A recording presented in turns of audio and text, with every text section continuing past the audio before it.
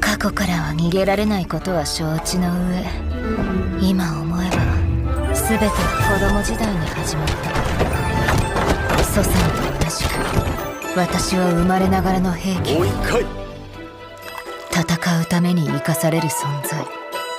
でも私は人々を傷つけるのではなく助けたかった。もう一回。もう一回。もう一回。もう一回。そして夫に出会った。家族がそれを許さなかった。